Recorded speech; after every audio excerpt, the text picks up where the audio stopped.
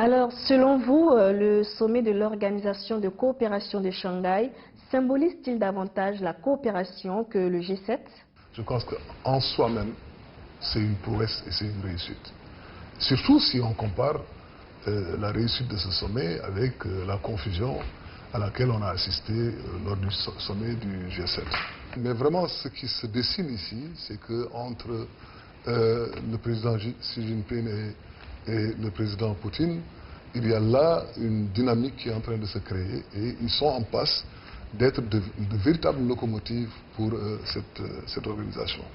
Ça, c'est la première remarque. La deuxième remarque, c'est que nous avons vu la Chine travailler d'arrache-pied pour faire en sorte qu'il y ait un équilibre entre le programme du One Belt, One Road que la Chine met en avant et les besoins, disons, de coopération régionale que partagent ces 7 pays-là qui se sont réunis.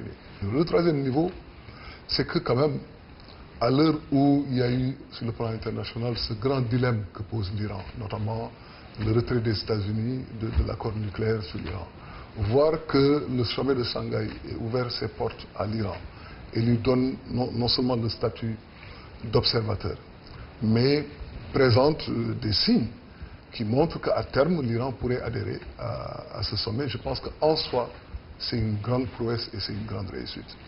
Alors, l'autre dimension, c'est de voir les engagements financiers, notamment ceux que la Chine a pu prendre. Parce que mettre sur le tapis 30 milliards de yuan comme ligne de crédit pour les organismes, pour les pays membres du groupe de Shanghai, je pense que c'est en soi aussi un pari sur l'avenir que la Chine est en train de réussir sur ce rapport.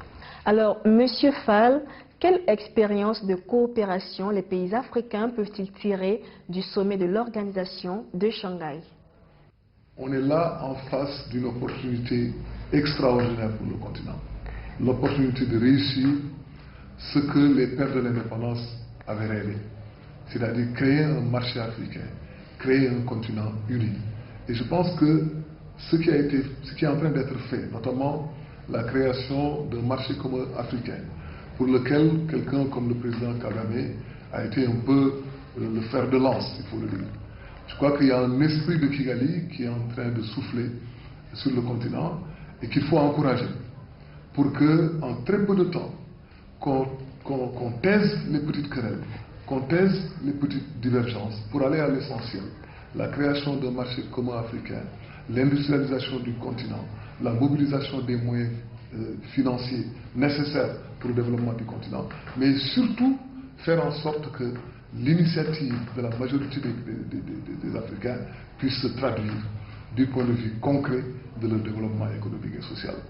Encourager tous les pays africains pour leur dire que malgré l'héritage de la colonisation, malgré la balkanisation, malgré la question des frontières, malgré les divergences de plusieurs sortes, il y a de la place pour une convergence sur l'essentiel. Et l'essentiel, c'est quoi? L'essentiel, c'est l'unité du continent. L'essentiel, c'est le développement du continent. L'essentiel, c'est la coopération à l'échelle continentale